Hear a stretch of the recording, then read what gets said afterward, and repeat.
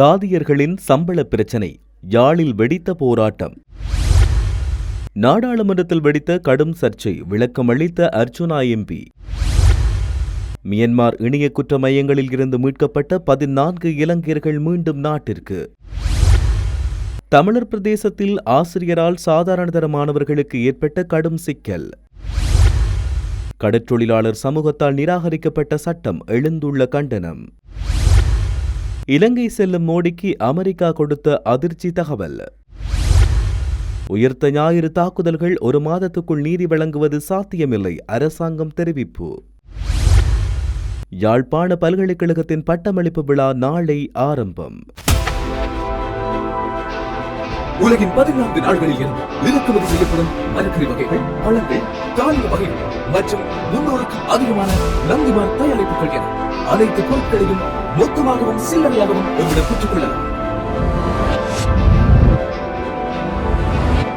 VSCO cash and carry என்றும் உங்களுடன். தொடர்பென விரிவான செய்திகள்.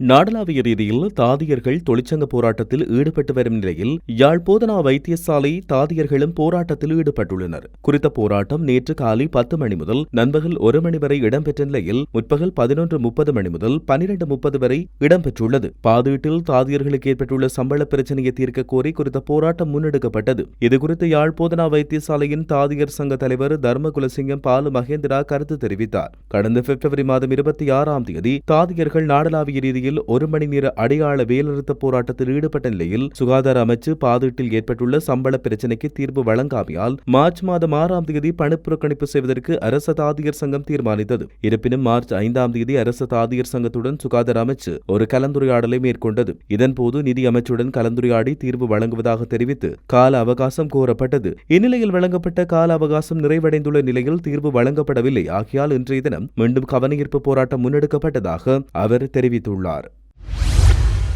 சமூக பொறுப்பின் அடிப்படையிலேயே ஒரு பெண்ணின் நடத்தை குறித்து நாடாளுமன்றத்தில் பேசியதாக நாடாளுமன்ற உறுப்பினர் அர்ச்சுனா ராமநாதன் தெரிவித்தார். யாழ்ப்பாணத்தில் உள்ள உள்ளூராட்சி சபைகளில் சுயேட்சை குழுவாக போட்டியிடுவதற்காக யாழ் தேர்தல் திணைக்களத்தில் அர்ச்சுனா கட்டுப்பணம் செலுத்தியுள்ளார். இதையடுத்து ஊடகங்களுக்கு கருத்து தெரிவித்த போதே அவர் இவ்வாறு தெரிவித்தார். இதன்போது நாடாளுமன்ற உறுப்பினர் அர்ச்சுனா நாடாளுமன்ற உரையின் போது பயன்படுத்தப்பட்ட சர்ச்சைக்குரிய சொல்லாடல் குறித்து ஊடகவியலாளர்கள் கேள்வி எழுப்பினர். இதற்கு பதிலளித்த அர்ச்சுனா குறித்த விவகாரம் தொடர்பான ஆதாரங்கள் என்னிடம் இருக்கின்றன. இந்த விடயம் சம்பந்தமாக அவர்கள் சட்ட நடவடிக்கை எடுக்கலாம். ஒரு இளம் சமுதாயம் அழியும் வகையிலான ஒரு ஆதாரம் என்னிடம் வந்த காரணத்தால் ஒரு சமூக பொறுப்புடன் இதை நாடாளுமன்றில் பேசினேன் என்றும் அவர் தெரிவித்தார். அத்துடன் சட்டத்தரணி ஸ்வஸ்திகாவை விமர்சித்தமை தொடர்பில் கருத்து தெரிவித்த நாடாளுமன்ற உறுப்பினர் அர்ச்சுனா, நான் ஸ்வஸ்திகா குறித்து இதுவரை எந்த கருத்தும் நாடாளுமன்றில் தெரிவிக்கவில்லை. இது தொடர்பாக நாடாளுமன்றில் உரையாற்றிய அமைச்சர் பிமல் ரத்நாயக்க குறித்த விடயத்தை கன்சாட்டில் இருந்து நீக்குமாறு பேசியுள்ளார். நான் குறித்த நபர் தொடர்பாக நாடாளுமன்றத்தில் பேசவில்லை. எனவே நான் இல்லாத சந்தர்ப்பத்தில் வேறு யாரேனும் நாடாளுமன்றத்தில் அவர் குறித்து பேசியிருக்கலாம் என்று நான் நினைக்கிறேன். இது தவிர சட்டத்தரணி ஸ்வஸ்திகா மீது தனிப்பட்ட எந்த கோபமும் இல்லை என அவர் இதன்போது தெரிவித்தார். மியன்மாரின் மியாவாடியில் உள்ள சைபர் கிரைம் என்ற இணைய குற்ற மையத்தில் இருந்து 14 இலங்கையர்கள் மீட்கப்பட்டுள்ளனர். குறித்த விடயம் இலங்கையின் வெளியுறவு அமைச்சு வெளியிட்டுள்ள அறிக்கையில் தெரிவிக்கப்பட்டுள்ளது. இந்நிலையில் 14 இலங்கையர்களும் 2025 மார்ச் மாதம் 18ஆம் தேதி இலங்கைக்கு திருப்பி அனுப்பப்பட உள்ளதாக அமைச்சு தெரிவிக்கின்றது. வெளிநாட்டு வேலைவாய்ப்பு மற்றும் சுற்றுலா அமைச்சர் விஜித கேரத் மியன்மார் அரசாங்கத்தோடு நடத்திய தொலைபேசி உரையாடல்கள் உட்பட இலங்கை மேற்கொண்ட தொடர்ச்சியான ராஜதந்திர முயற்சிகளை தொடர்ந்து இந்த 14 பேர் மீட்கப்பட்டுள்ளனர். கடத்தப்பட்ட இளைஞர்களை மீட்டு பாதுகாப்பாக தாயகம் திரும்ப அனுப்புவதில் மியன்மார் மற்றும் தாய்லாந்து அரசாங்கங்கள் அளித்த விலை மதிப்பற்ற உதவிக்கு இலங்கையின் வெளியுறவு அமைச்சர் நன்றி தெரிவித்தார். வெளிநாட்டு வேலைவாய்ப்பை தேடும் போது மனித கடத்தல் திட்டங்களுக்கு எதிராக பொதுமக்கள் விழிப்போடு இருக்குமாறும் அமைச்சகம் கடுமையாக வலியுறுத்தியுள்ளது. மட்டக்களப்பில் உள்ள பாடசாலை ஒன்றில் கல்வி பொது தராதர சாதாரண தரத்துக்கு தோற்றுகின்ற 20க்கும் மேற்பட்ட மாணவர்களுக்கு தேசிய அடையாள அட்டைக்கு விண்ணப்பிக்காமல் இருந்த சம்பவம் ஒன்று பதிவாகியுள்ளது. மட்டக்களப்பு மாவட்டம் பட்டிருப்பு கல்வி வலயத்துக்குட்பட்ட பிரபல பாடசாலை ஒன்றில் குறித்த சம்பவம் இடம்பெற்றது. இந்நிலையில் நேற்றைய தினம் பரீட்சைக்கு தோற்றவிருந்த மாணவர்களுக்கு இந்த சம்பவம் இடம்பெற்றுள்ளது. குறித்த கல்வி வலயத்துக்குட்பட்ட பிரபல பாடசாலை ஒன்றில் கல்வி கற்பிக்கும் ஆசிரியரின் பொறுப்பில் இம்முறை கல்வி பொது தராதர சாதாரண தரத்துக்கு தோற்றும் மாணவர்களுக்கான தேசிய அடையாள அட்டைக்கு விண்ணப்பிக்கும் பொறுப்பு வழங்கப்பட்டது. இருப்பினும் மாணவர்கள் திங்கட்கிழமை பரீட்சைக்கு தோற்றுகின்ற நிலையில் கடந்த வெள்ளிக்கிழமை வரையிலும் அந்த பாடசாலையில் கல்வி பயிலும் சுமார் 20க்கும் மேற்பட்ட மாணவர்களின் கைகளுக்கு தேசிய அடையாள அட்டை கிடைக்கவில்லை என்றும் தெரிவிக்கப்பட்டுள்ளது. தற்போதைய கடற்றொழில் அமைச்சரால் கொண்டுவரப்படவிருப்பதாக கூறப்படுகின்ற சட்டமானது கடற்றொழிலாளர் சமூகத்தால் எப்போதோ நிராகரிக்கப்பட்டது என வடமாகாண கடற்றொழிலாளர் பிரதிநிதி நா வர்ணகுலசிங்கம் தெரிவித்தார். வடமராட்சியில் நேற்று ஊடகங்களுக்கு கருத்து தெரிவித்த போதே அவர் இவ்வாறு குறிப்பிட்டார். தடை செய்யப்பட்டவாறு அறிவிக்கப்பட்டுள்ள 16 கடற்றொழில்களையும் உடனடியாக தடை செய்ய வேண்டும். அத்தோடு எதிர்வரும் தேர்தலில் தமிழ் மக்களுக்கு வாக்களிக்க வேண்டும். ஏனென்றால் தேசிய மக்கள் சக்தி அரசாங்கம் தமிழ் மக்களுக்கு உறுதியளித்தது போன்று எதையும் செய்யவில்லை. இதனால் தேசிய மக்கள் சக்தி அரசாங்கத்தை மக்கள் நிராகரிக்க வேண்டும் என்றும் அவர் இதன்போது தெரிவித்துள்ளார். இந்திய பிரதமர் நரேந்திர மோடி இலங்கை செல்ல திட்டமிட்ட நிலையில் முன்னாள் ஜனாதிபதி ரணில் விக்ரமசிங்க அல் ஜசீராவுக்கு அளித்த நேர்காணல் வெளியாகி பரபரப்பை ஏற்படுத்தியுள்ளது. இலங்கையில் மோடியின் நெருக்கமான நண்பராக ரணில் காணப்படுகிறார். ரணில் இந்தியாவுக்கு சென்றபோது மோடியை சந்தித்து பேசியிருந்தார். மேலும் இலங்கையில் ஒரு அரசியல் மாற்றத்தை உருவாக்க வேண்டுமானால் ரணில் விக்ரமசிங்க ஊடாகவே அதை மேற்கொள்ள முடியும் என்றும் மோடி தெரிவித்தார். இதனால் மேற்குலகம் மற்றும் அமெரிக்கா இணைந்து மோடிக்கு கொடுத்த ஒரு அதிர்ச்சி வைத்தியமாக அல் ஜசீரா நேர்காணலை பார்க்கலாம் என ராணுவ ஆய்வாளர் அரூஸ் தெரிவித்தார்.